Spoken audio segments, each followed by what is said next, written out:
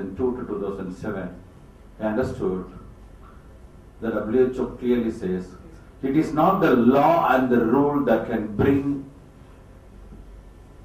clarity as well as regulation in food industry.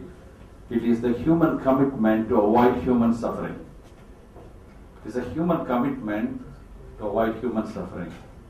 No parent will give a intoxicated food to your kids like that, especially Muslim community and the Christian community, and also the good rituals of Hinduism always talks about good food to be given to the fellow man. Back throw. All religions practice that. And halal is the standard that is existing from the 17th century, and I thoroughly know that my Muslim brethren were the people who showed the entire world about the food quality and the tasty food for the world. When dosa is said, I told in London, dosa is the name laid down by Arabic people in India.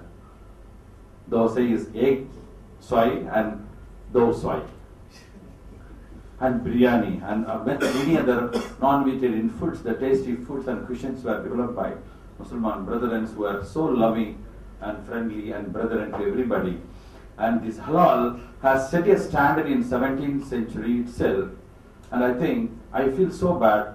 There is a big lapse in the past 3 decades.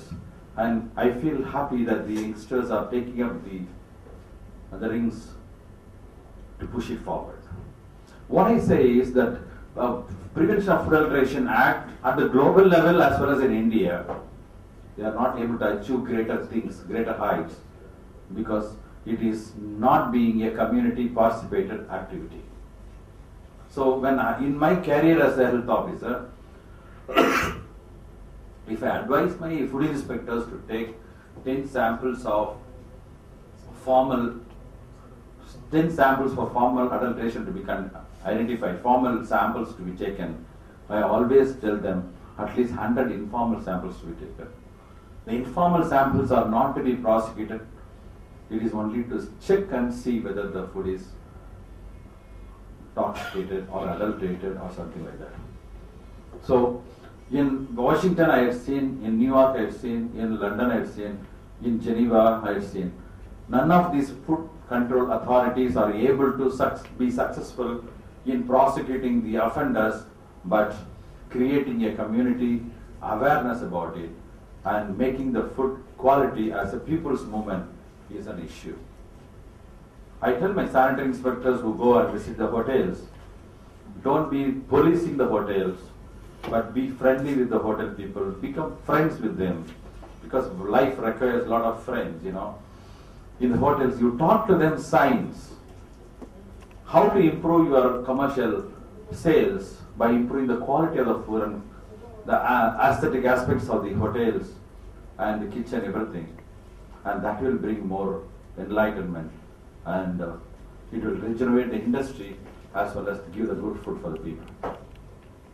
So now, the Food Safety and Standards Act is a new laid, refined act of the PFA with more powers, and also it is going to be an independent unit at the national level.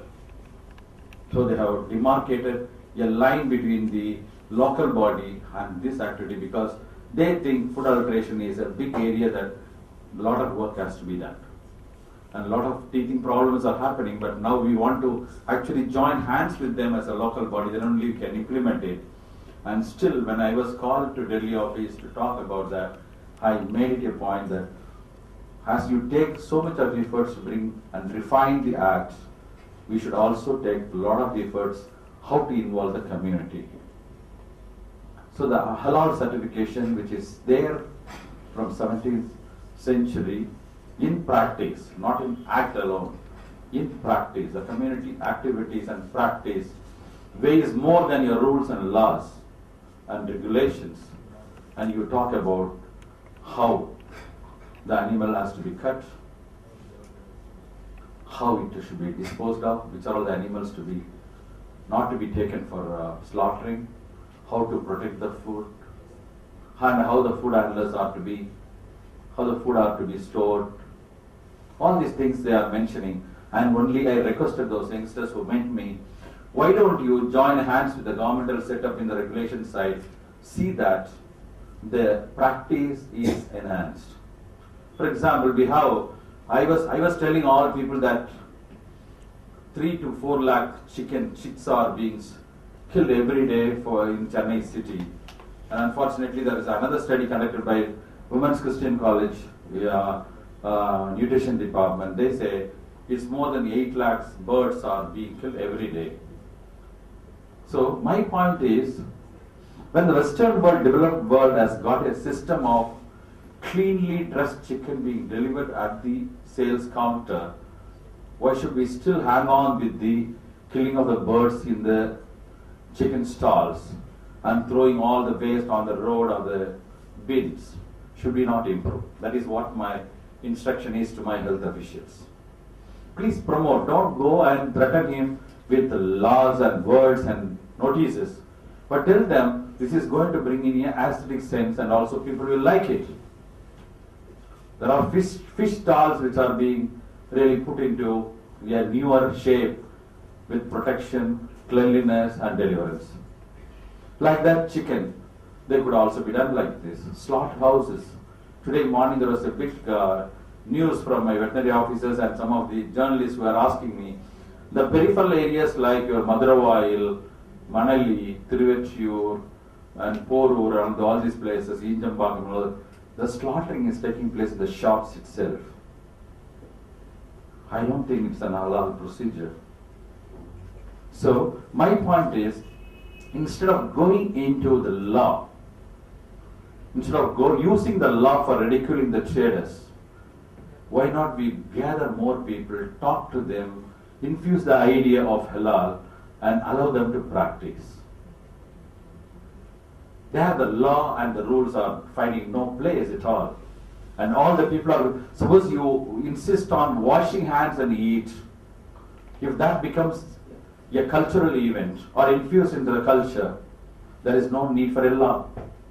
When there was a swine flu, I was talking in the high tone in the media and also to the doctors, wash your hands. It reduces 50% of your chances of getting swine flu. If washing hands is going to be a cultural event, I think most of the Muslims have got the fair habit of washing their face and their hands and the legs